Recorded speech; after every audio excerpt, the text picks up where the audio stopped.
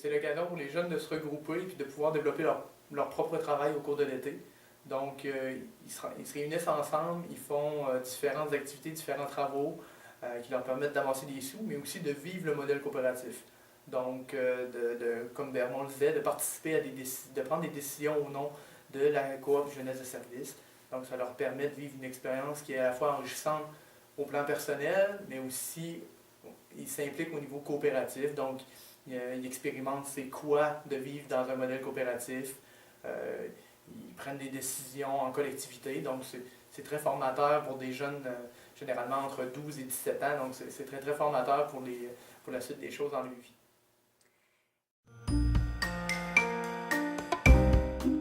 J'ai pu voir ce que ça faisait aux jeunes aussi, l'expérience CJS. Moi, j'ai vu ma jeune fille être plus facilement être capable de s'administrer elle-même là, par rapport aux sous qu'elle avait gagnés dans l'été. Puis après ça aussi, ça lui a donné un bon coup de main là, pour plus tard aller au cégep puis à l'université. Ça a été le début de quelque chose là, du côté là, prise en main administrative. Là. Je trouvais ça bon.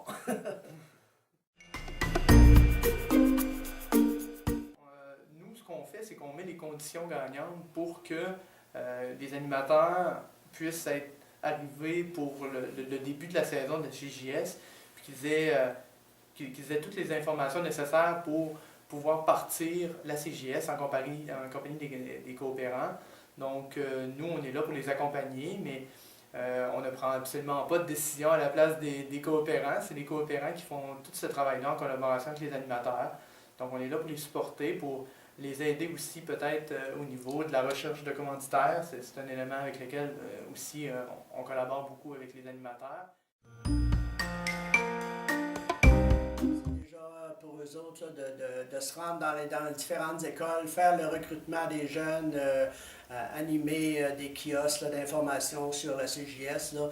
Il y a une belle campagne de promotion sur les CJS qui peut se faire à ce moment-là là, par les animateurs au début. Après ça, ils ont une formation aussi du mouvement CJS, là, 2 fois au cours de l'été. Puis,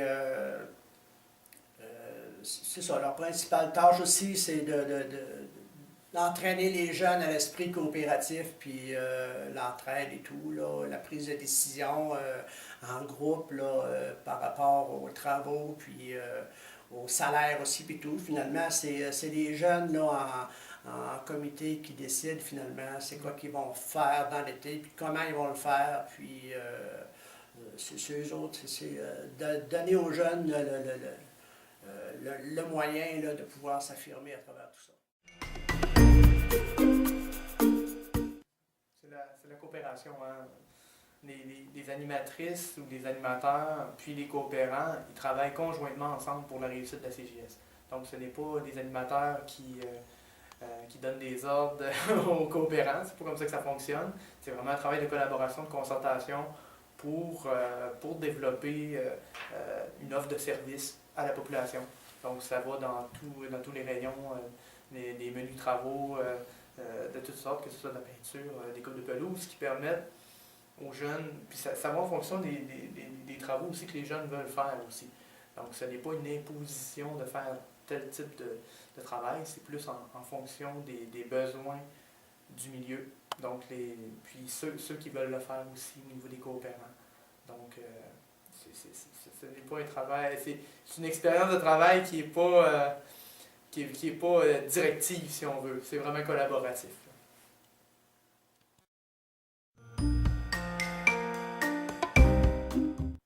C'est sûr qu'il y a à la fois le côté associatif, donc les jeunes ont l'occasion de participer à des rencontres, à des réunions de planification, des planifications au niveau des travaux qui doivent être faits, mais aussi des orientations que doit prendre la coop jeunesse de service tout au long de l'été en tant que tel. Et il y a le côté plus entrepreneurial, vraiment plus gestion de l'offre de service en lien avec, comment on va faire ça, comment on gère l'entreprise en tant que telle qui est la coop.